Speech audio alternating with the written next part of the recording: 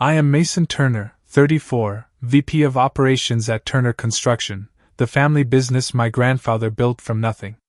For 12 years, I poured my soul into this company, working 80-hour weeks on a fraction of my market value, all based on Dad's promise. Someday this will all be yours. Then I found those transfer documents naming my sister Paula sole heir. Everything changed that day. Before I continue this story of betrayal and how I finally stood up for myself, let me know where you're watching from and hit that like and subscribe button to support more stories about standing your ground. Turner Construction has been woven into the fabric of my life since before I could walk. Some of my earliest memories are playing with toy trucks in my grandfather Clifford's office. The smell of coffee and blueprint paper filling the air as he worked at his massive oak desk. There was something magical about watching him transform lines on paper into actual buildings that changed the skyline of our city. Grandpa Cliff started the company in 1965 with nothing but a second-hand pickup truck, a toolbox, and an unshakable work ethic. He began with small residential renovations, working sunrise to sunset, building a reputation for quality and reliability. By the time my father Gerald joined the business in 1980, they had expanded to small commercial projects. Dad brought modern business practices and ambitious growth plans. When Grandpa retired in 1992, Turner Construction had 30 employees and had become a respected name in regional commercial construction. I watched all this with wide eyes, absorbing every lesson, every story. While other kids wanted to be astronauts or athletes, I dreamed of following in their footsteps. I chose my education specifically to benefit the company. A business degree with a minor in construction management from State University. 4 years of college where I sacrificed the typical party lifestyle to graduate with honors. Always focused on how my education would serve the family legacy. My sister Paula took a different path. 3 years younger than me, she was always the free spirit of the family. Creative and independent, she attended art school across the country, spent a year backpacking through Europe, and generally showed minimal interest in the family business. When she did work summer jobs at the company during college, she gravitated toward marketing and design rather than operations or management. I never resented this because it seemed clear to everyone, including Paula, that I would be the one to carry on the family business. After graduation, I joined Turner Construction at 22. Despite my education and being the owner's son, Dad insisted I start at the bottom. "You need to understand every aspect of this business if you're going to run it someday," he said. I spent my first year working on construction sites, learning the practical side of the business from our crews. Cold mornings, hot afternoons, physical exhaustion, and the satisfaction of seeing tangible results of hard work. I gained the respect of our workers by never asking for special treatment. Over the next 12 years, I worked my way up through every department: estimating, project management, client relations, and finally to VP of Operations. Each promotion was earned through dedication and results, not nepotism. By 34, I was effectively running the day-to-day operations of what had grown into a $15 million company with 50 employees. Turner Construction had evolved into a mid-sized commercial contractor specializing in medical facilities, office buildings, and retail spaces. We had developed several key accounts, but none more important than Westfield Development. Walter Thompson, Westfield's owner, trusted us with all their construction projects, accounting for nearly 30% of our annual revenue. I had personally cultivated that relationship, spending countless hours with Walter, understanding his vision, solving problems before they arose, and delivering projects that exceeded his expectations. The company structure was straightforward: Dad as President and CEO, me as VP of Operations, our longtime CFO Richard Blackwell handling finances, and Paula in a loosely defined creative director role she took on after returning from her travels, focusing mostly on office design and marketing materials. My father's leadership style was old school, demanding, detail-oriented, and uncompromising. He built the business through sheer force of will and expected the same dedication from everyone, especially me. My mother Grace worked part-time in the office handling HR matters. She was always supportive but deferred to Dad on all business decisions, reflecting their traditional marriage dynamic. Throughout all these years, Dad reinforced one consistent message. "I'm building this for you, son. Someday this will all be yours." He would say it during late nights reviewing bids, on job sites as we solved problems, and during family dinners when discussing company challenges. It wasn't just implied, it was explicitly stated time and again. This promise was the foundation of our relationship and my commitment to the company. "Your grandfather built this company for me, and I'm building it for you," he would say. That's what family businesses are all about, passing the torch to the next generation. Those words shaped my entire adult life, guiding every decision I made, every sacrifice I accepted. The family legacy would continue through me, just as it had passed from Grandpa Cliff to Dad. I never questioned this certainty until the day everything changed.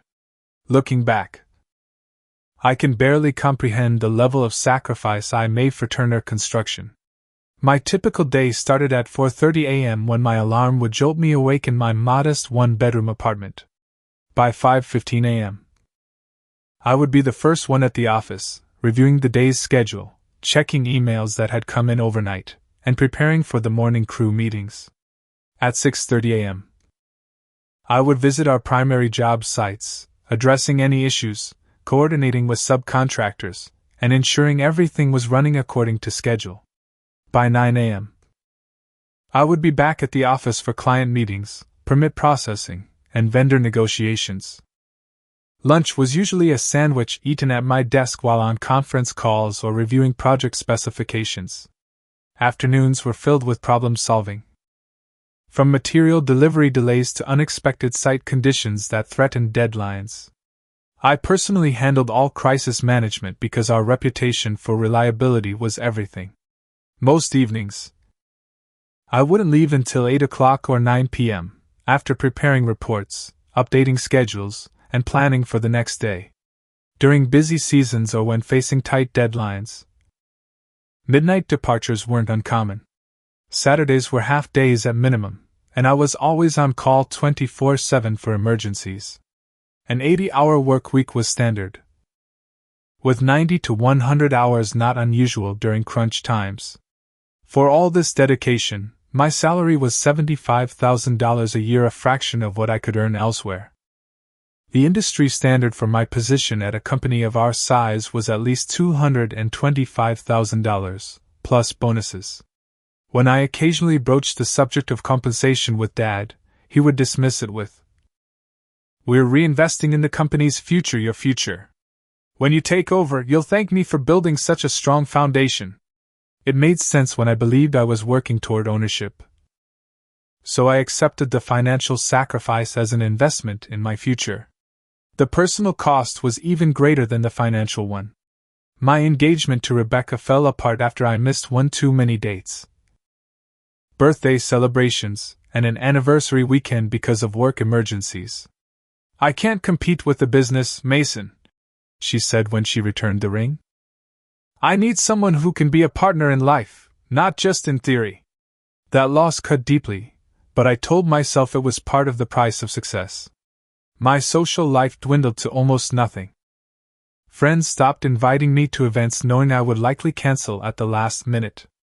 My college friends advanced in their careers, bought homes, started families, while I remained in the same apartment, pouring every ounce of energy into the family business. My health suffered too. Stress led to sleep issues, poor eating habits from constant takeout meals, and weight gain from lack of exercise and self-care.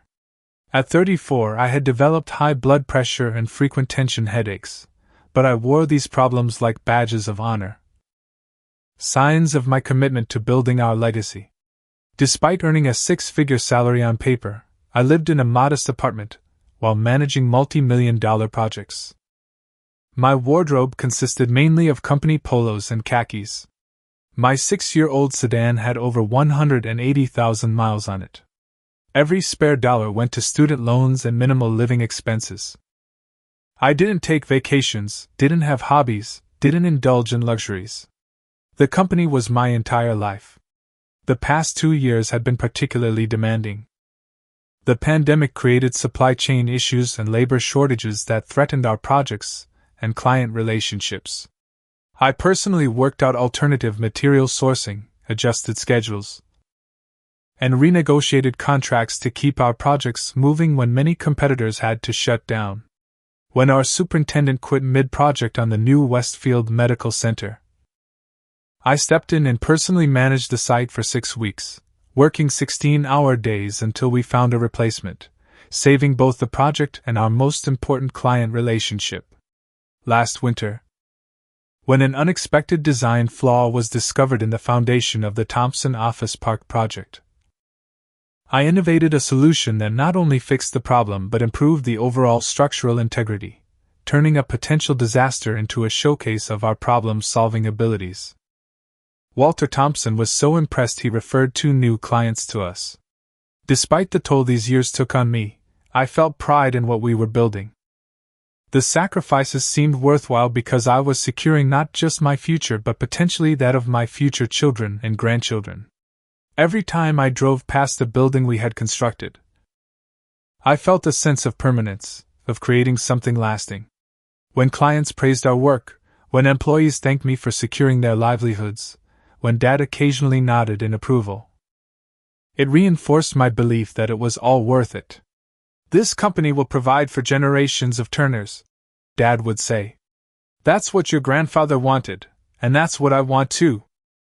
Those words sustained me through missed holidays, lost relationships, and physical exhaustion. I believed I was part of something bigger than myself, something that would outlast me.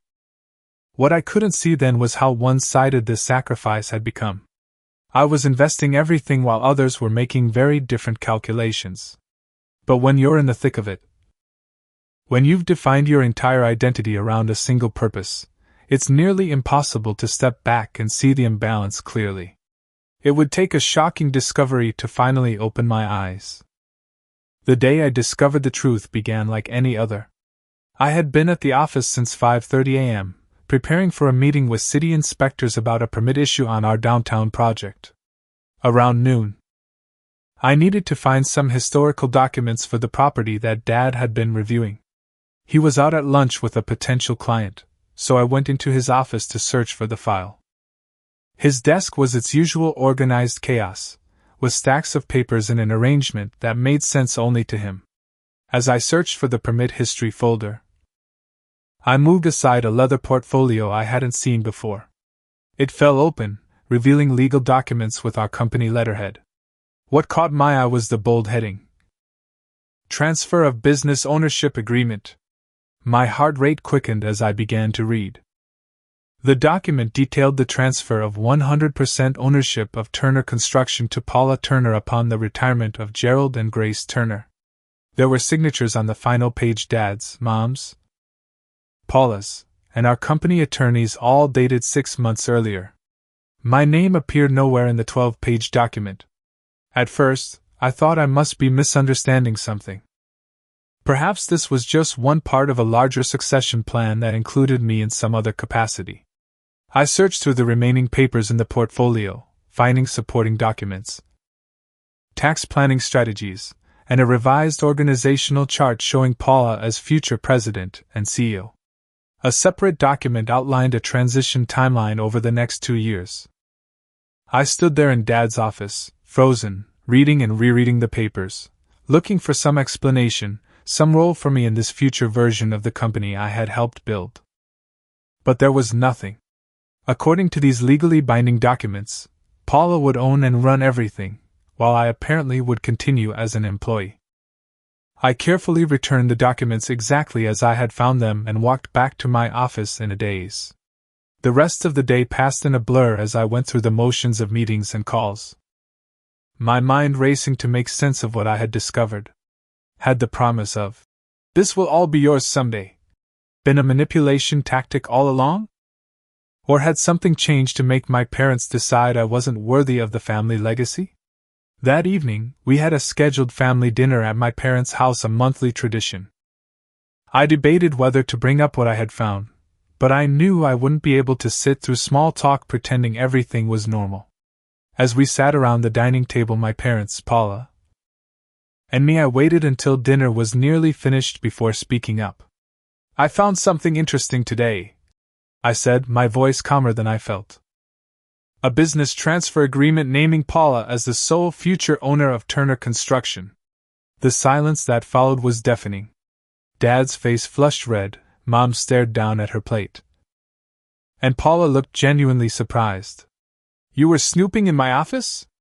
Dad finally said, his tone accusatory. "I was looking for the downtown permit files and came across it accidentally," I replied. "But that's hardly the point, is it? For 12 years, you've been telling me that I was working toward ownership, that I was building my future. Was that ever true?" Dad shifted uncomfortably. "Business decisions are complicated, Mason. We felt this was the best arrangement for the company's future." "Best for who?" I asked. "I've given everything to this company based on your promise that it would be mine someday. I've worked 80-hour weeks for a fraction of my market value. I've sacrificed my personal life, my health, even my engagement to Rebecca. All because you said, someday this will all be yours. Paula needs the security." Mom interjected softly. "You're so capable, Mason. You could get a job anywhere with your experience. Paula's career options are more limited." I turned to Paula, who looked increasingly uncomfortable. "Did you ask for this?" She shook her head. "No, I had no idea they were planning to transfer full ownership to me. I thought we would share it, honestly. It's not just the ownership," I continued, turning back to my parents. "Paula works 30 hours a week at most, has taken multiple extended vacations, and from what I can tell, makes more than twice my salary. Is that true?" Dad's silence was confirmation enough. "How much, Dad? How much does Paula make compared to me?" "That's confidential company business," he bristled. "I'm the VP of Operations. There's very little about this company that should be confidential from me," I countered. "Unless you're deliberately hiding things because you know they're unfair." "Fine," he snapped. $200. 000 base salary plus bonuses. But she's family too, and she contributes in her own way. The number hit me like a physical blow. All these years of sacrifice for $75. 000, while Paula had been making nearly 3 times that amount for less than half the work. And now she would own everything I had helped build. "I've dedicated my adult life to this company," I said, my voice shaking with emotion. "I've missed weddings, funerals, lost my fiancée, put off having a family of my own, all because I believed I was building something for my future." Was any of it true, Dad? Or was I just cheap labor you could control with false promises? "Don't be dramatic," Dad growled. "You've been well compensated and gained valuable experience. Not everything is about money or ownership. Easy for you to say when you own the company," I replied. "Would you have worked for your father under these conditions? Times were different then," he said dismissively. "You're right. Back then, a handshake and a man's word actually meant something," I said, pushing back from the table. "What exactly is my place in this grand plan of yours? Am I supposed to keep working myself to death for Paula's benefit now? You need to accept this decision or consider your options elsewhere," Dad said coldly. "This discussion is over." I looked at each of their faces, my father's anger, my mother's averted eyes, Paula's discomfort, and felt something break inside me. 12 years of loyalty, sacrifice, and dedication had meant nothing. I had been building someone else's dream all along. "I think I will consider my options," I said quietly, standing up. "Thank you for finally being honest about where I stand." I drove home that night in a state of shock, memories flooding back of all the times Dad had promised me the company. All the sacrifices I had justified based on that promise, all the alternative paths I hadn't taken. The betrayal cut deep, but even more painful was the realization that I had allowed this to happen. I had never questioned, never asked for anything in writing, never stood up for my own interests. I had been the perfect employee, loyal, hardworking, and ultimately exploitable. As I pulled into the parking lot of my modest apartment building, watching colleagues from other companies arriving home to their houses that they could afford on fair market salaries, I made a decision. Things would change starting tomorrow. I just didn't know yet exactly how. The week that followed my discovery was one of the most difficult of my life. I called in sick for the first time in years, needing space to process the betrayal and decide my next steps. Sleep eluded me as I replayed conversations with my father over the years.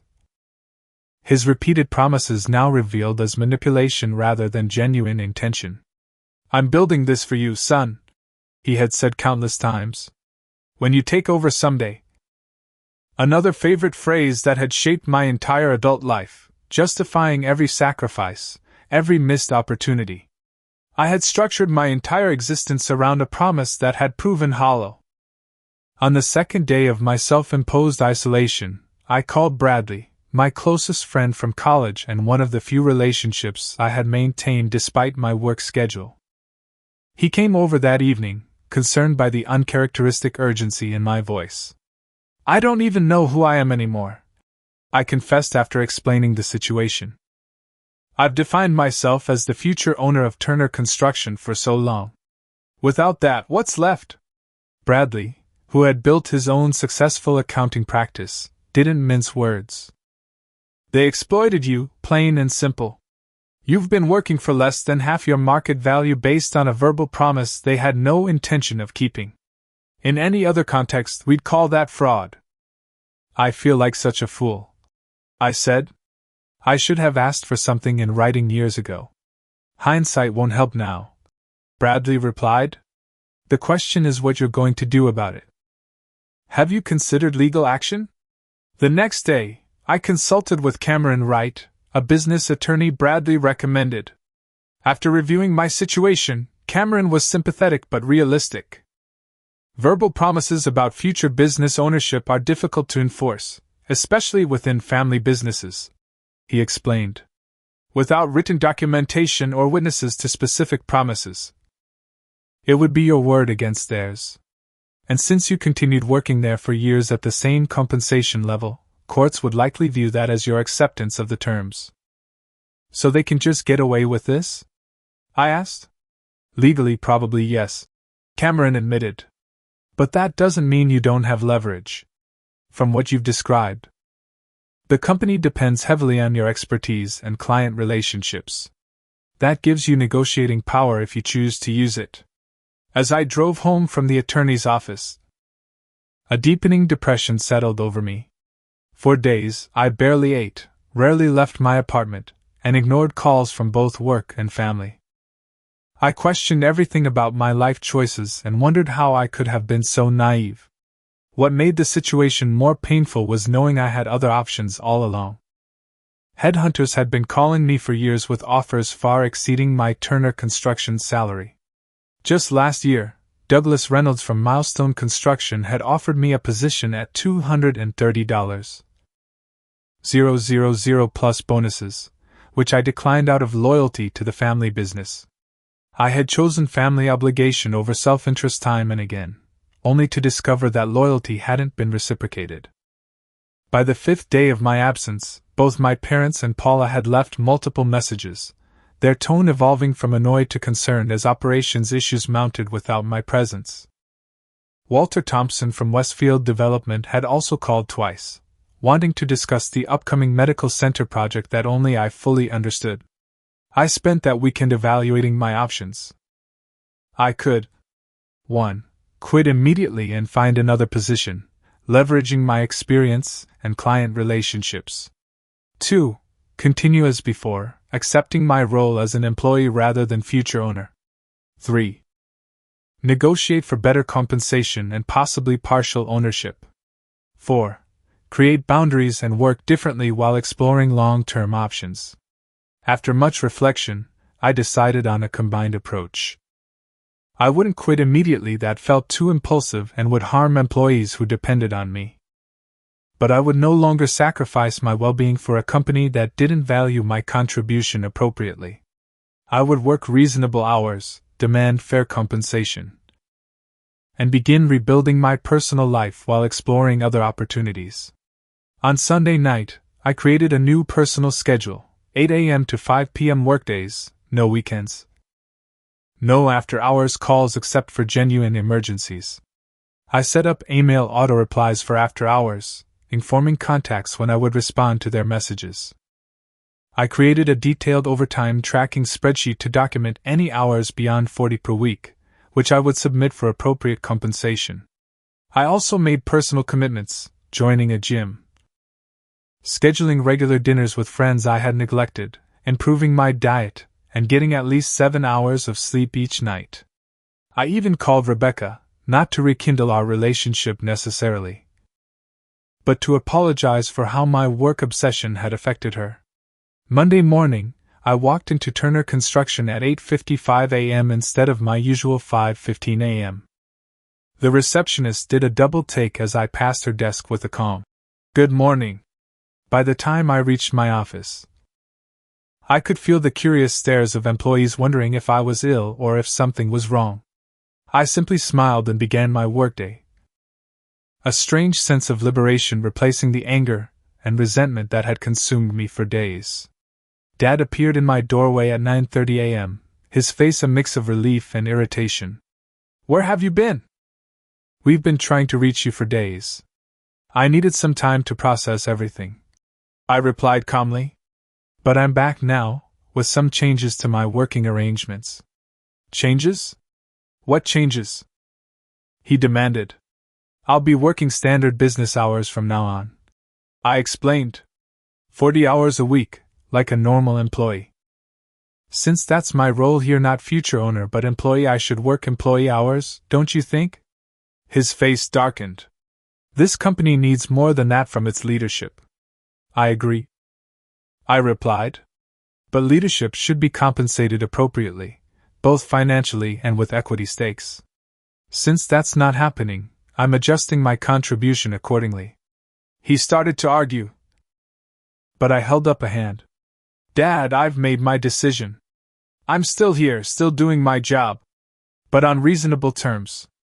We can discuss this further if you want to revisit the ownership structure.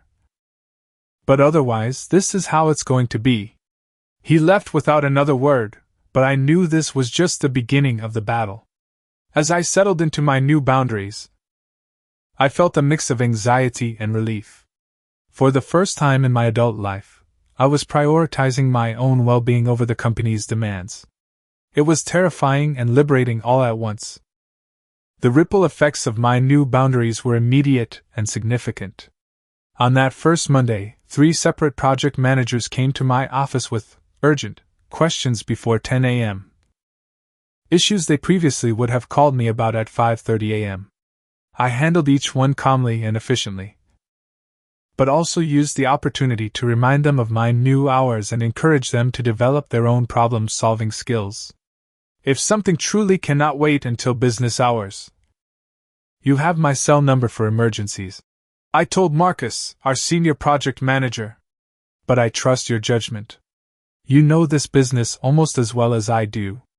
The truth was, many of the emergencies that had consumed my early mornings and late evenings weren't actually emergencies at all. Just issues people had grown accustomed to delegating upward because I was always available. My constant accessibility had created a dependency that wasn't healthy for me or the company. By Wednesday, Dad had moved from silent treatment to active resistance, dropping by my office at 4:55 p.m. with a quick question that was clearly designed to extend past my new departure time. I politely answered his question, then picked up my keys and briefcase. "I have a personal appointment at 5:30, I explained. "Is there anything else urgent before I go?" His frustration was evident, but he simply shook his head and walked away.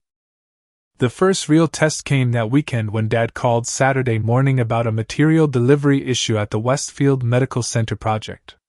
In the past, I would have dropped everything and rushed to the site. Instead, I asked, "Is this a safety emergency or something that will cause significant financial damage if not addressed immediately?" "No." "But," he began. "Then please have the site supervisor handle it or address it Monday," I replied. "I'm unavailable for non-emergencies this weekend." There was a long pause before he hung up without another word. That single "no" was perhaps the most difficult word I had ever said to him, but it was also the most necessary. The physical and emotional benefits of my new approach were almost immediate. After just 2 weeks of regular sleep, proper meals, and daily exercise, my constant headaches diminished.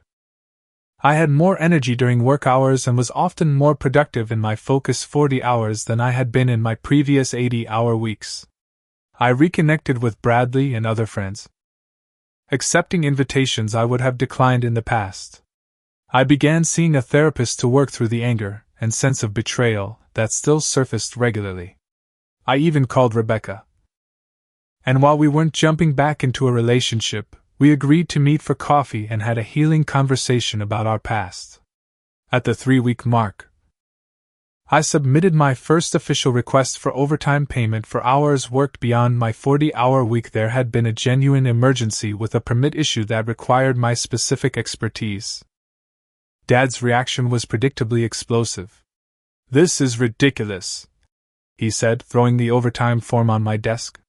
"You've never requested overtime before." "I've never been just an employee before," I replied evenly. "I worked all those hours because I believed I was building equity in my future company. Now that I know that's not the case, I expect to be compensated for additional time, just like any other employee would be." The battle of wills continued, but I remained firm in my new boundaries.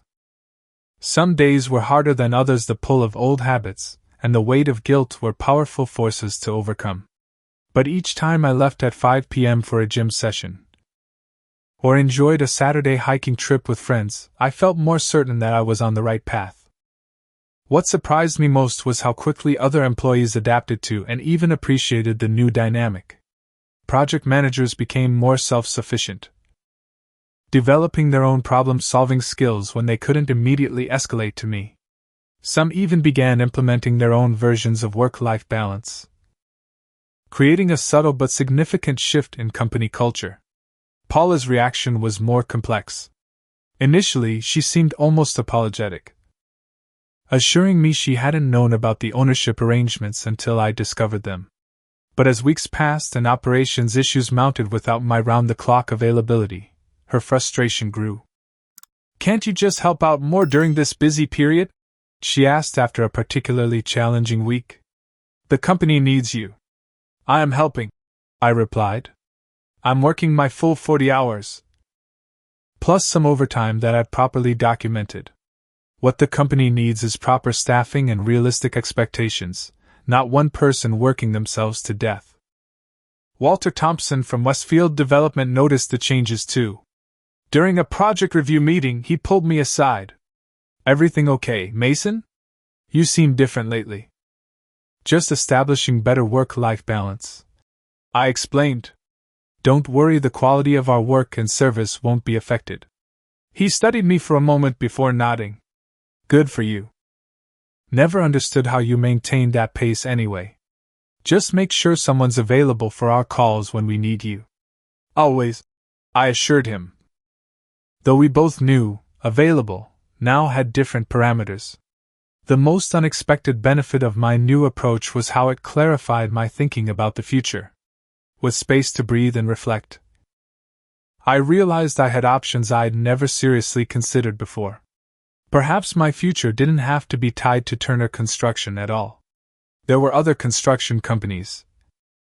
Or I could even start my own firm someday, building it on principles of fairness and transparency that seemed increasingly absent in my family's business. By the 6-week mark, the company's operations were showing the strain of my reduced hours. Projects that had benefited from my constant attention now faced delays and coordination issues. Client relationships that I had personally maintained needed attention. The company hadn't collapsed without my 80-hour weeks, but the difference was noticeable, particularly to those who had taken my dedication for granted. I felt a complex mix of emotions about this: concern for the company and its employees, a certain vindication that my contribution had been significant, guilt about potential impacts on clients I respected, and a growing certainty that the situation was unsustainable without systemic changes. Something would have to give, and soon.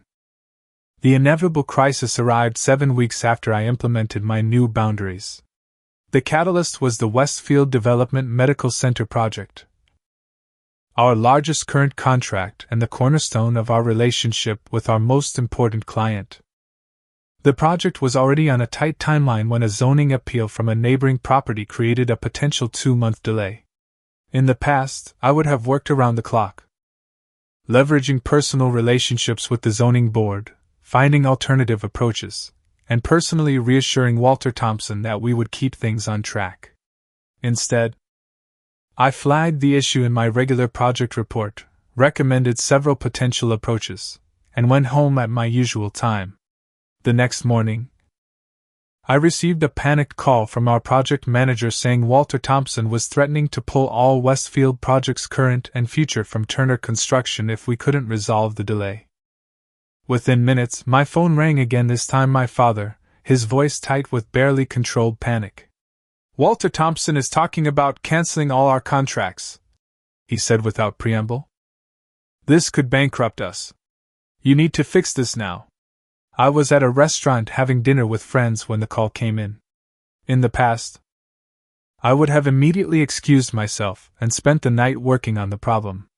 Instead, I took a different approach. "This sounds serious," I replied calmly. "But I'm currently off the clock at a personal engagement. Perhaps Paula can handle it. She's the future owner, after all." The silence on the other end of the line spoke volumes. "Mason, be reasonable," he finally said, his tone shifting from demanding to pleading. "You know Walter trusts you specifically. No one else has your relationship with him." "I understand that," I replied. "And I'll address it first thing tomorrow during business hours. In the meantime, you might want to review the alternative approaches I outlined in yesterday's project report. Option 3 has the most potential for resolving this quickly. This can't wait until tomorrow," he insisted. "Dad, I've restructured my life based on the company's new reality. I'm an employee, not the future owner. Employees have boundaries. I'll handle it professionally tomorrow morning." I ended the call and returned to my friends, though my mind was now partly occupied with the Westfield situation. Part of me felt guilty, part of me always would, but I also recognized this moment for what it was: the inevitable consequence of years of unsustainable expectations and unbalanced commitment. The calls continued throughout the weekend: my father, Paula, even my mother, all with increasing urgency as Walter Thompson apparently escalated his threats to cancel all business with Turner Construction. I maintained my boundary, responding that I would address it Monday morning as promised. Monday arrived with a tension-filled atmosphere at the office. Dad called an emergency meeting in the conference room at 8 a.m., his face haggard from what had clearly been a stressful weekend. Paula looked equally stressed, while my mother sat quietly in the corner, her presence unusual for an operational meeting. "Walter Thompson has given us an ultimatum," Dad began without preamble. "Either we guarantee the medical center project stays on schedule despite the zoning issue, or he pulls all Westfield business. That's nearly a third of our annual revenue." "I'm aware of the situation," I replied calmly. "I've already called Lisa at the zoning board. She's willing to expedite our variance request if we modify the east parking structure design. I've prepared the revised plans and can have them to her this morning. It will add about $30,000 to the project cost but save the timeline." The relief in the room was palpable, quickly followed by confusion about why I hadn't shared this solution over the weekend. "Why didn't you just say that when I called?" Dad demanded. "Because I was off the clock, enjoying my personal time," I replied. Just as Paula does when she takes her 4-week vacations. Or you do when you spend weekends at the lake house. The company survived the weekend, and now I'm solving the problem during business hours. This passive-aggressive approach isn't helpful. Paula interjected. We could have lost our biggest client.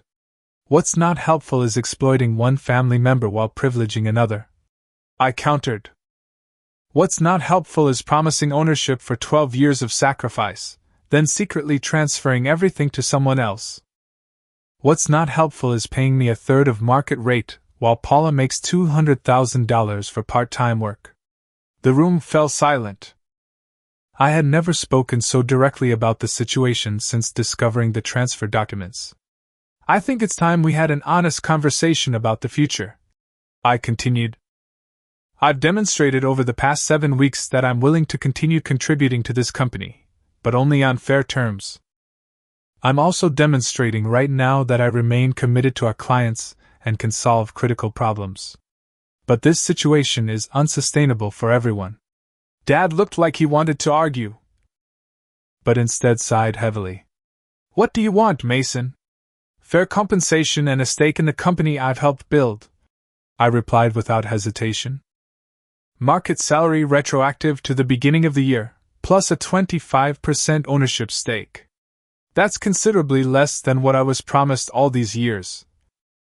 But it would recognize my contribution and give me a reason to invest in the company's future. That's not possible, Dad said dismissively. The ownership transfer is already legally established. Legal documents can be amended, I replied. I've already confirmed that with an attorney. The question isn't whether it's possible, but whether you value my contribution enough to make it happen. And if we don't? Paula asked quietly. Then I'll resolve the Westfield situation as a professional courtesy, provide 2 weeks' notice, and accept one of several standing job offers I've received over the years. I said.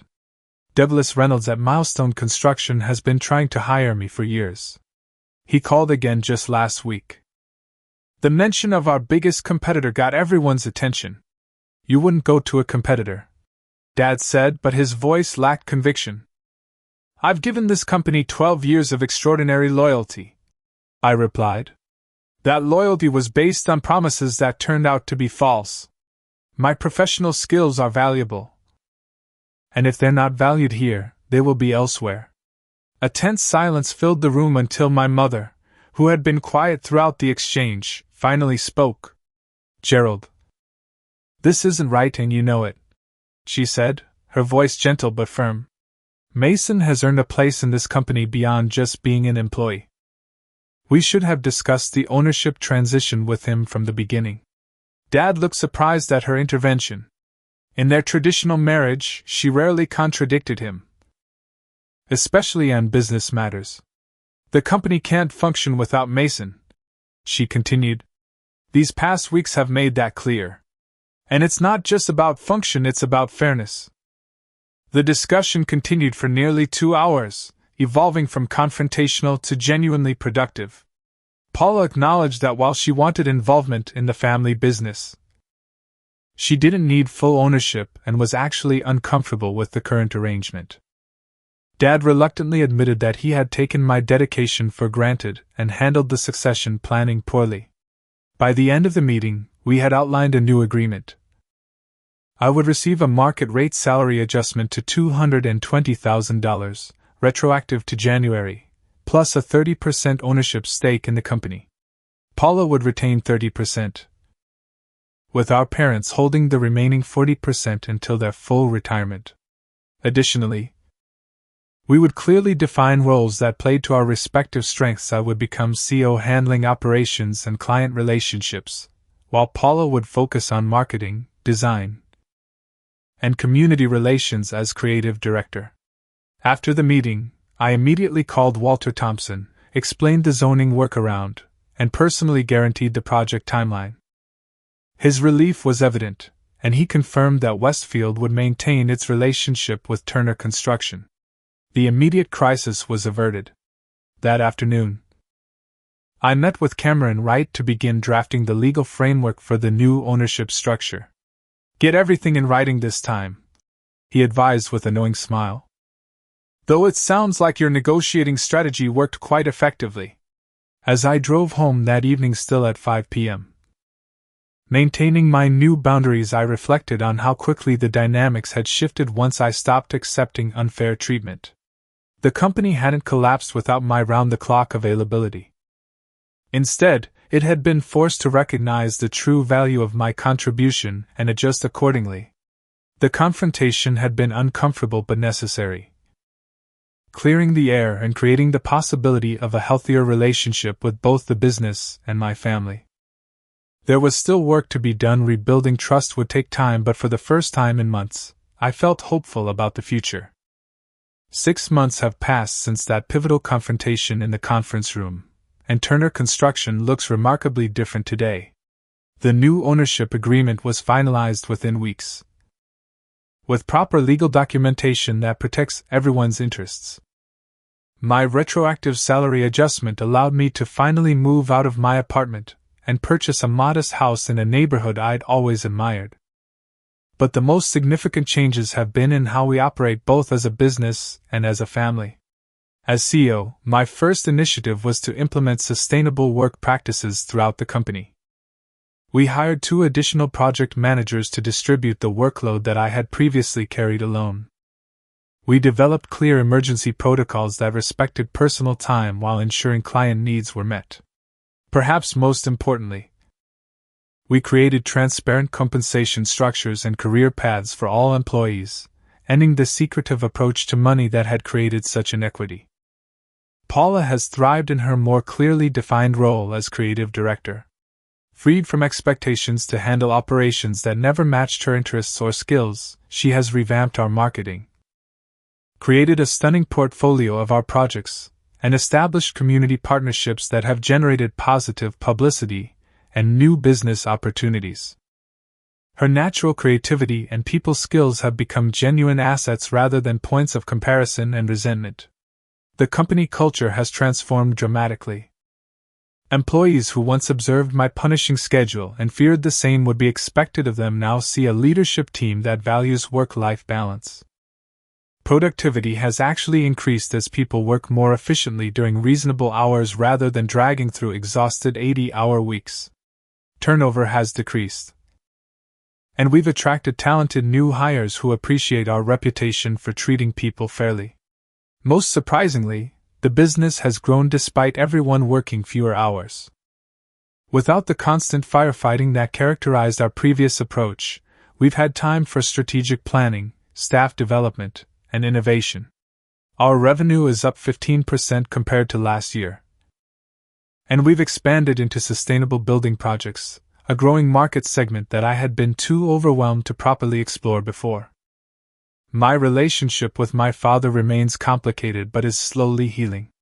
Old habits and expectations don't disappear overnight.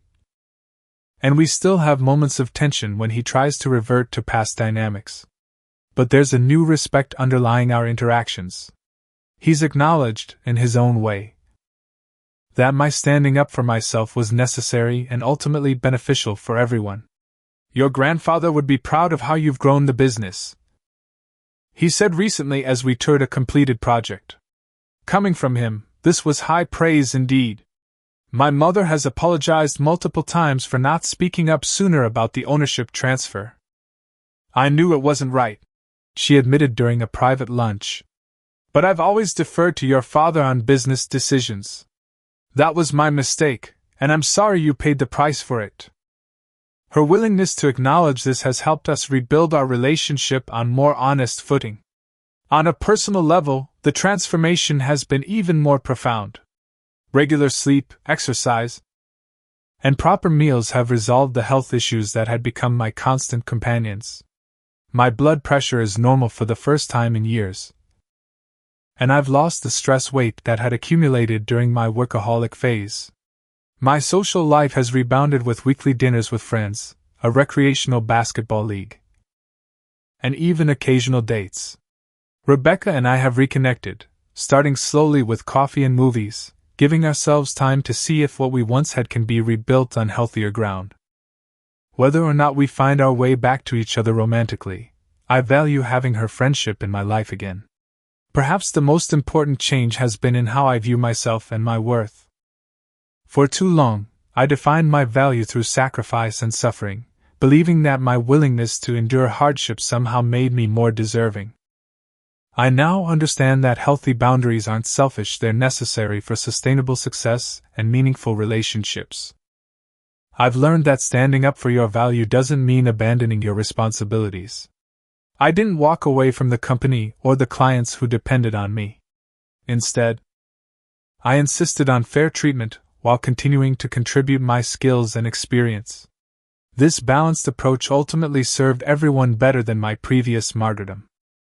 The experience has taught me that family businesses need clear agreements, not just vague promises and emotional manipulation. Love and business make complicated partners without transparency and fairness. Had we established proper expectations and documentation years ago, we could have avoided much of the pain and resentment that almost tore us apart. I've also discovered that sometimes losing what you thought you wanted leads to something better. I had fixated on sole ownership as the only acceptable outcome, the validation of my worth and hard work. In reality, the shared ownership structure we've created is healthier for everyone, distributing both the burden and the rewards more equitably. The most valuable lesson, though, has been that healthy boundaries benefit everyone eventually. My father initially viewed my new limitations as selfish and damaging to the business. Now he acknowledges that the company is stronger with sustainable practices and properly valued contributions. Even he has started taking regular days off, discovering that the business doesn't collapse without his constant presence. Looking toward the future, I'm cautiously optimistic about our family legacy. We're building something more sustainable than before, with clearer expectations and more balanced contributions. If I someday have children of my own, they won't inherit the dysfunctional patterns that nearly destroyed our family business. Instead, they'll see a model of fair partnership, healthy boundaries, and success that doesn't require self-destruction. I still work hard and care deeply about Turner Construction, but it no longer consumes my entire identity. I'm a good CEO, but I'm also a friend, a basketball player, a homeowner, potentially a partner again, and hopefully someday a father. The company is an important part of my life, not its totality. I wonder how many of you watching have experienced similar situations in your own lives? Have you ever had to establish boundaries with family or in the workplace? Did standing up for yourself ultimately lead to better outcomes for everyone involved? Share your experiences in the comments below. And don't forget to like and subscribe if you found value in my story. Remember, your worth isn't measured by how much you're willing to sacrifice, it's in having the courage to expect fair treatment while continuing to contribute your best. Thank you for listening, and I wish you the strength to find that balance in your own life.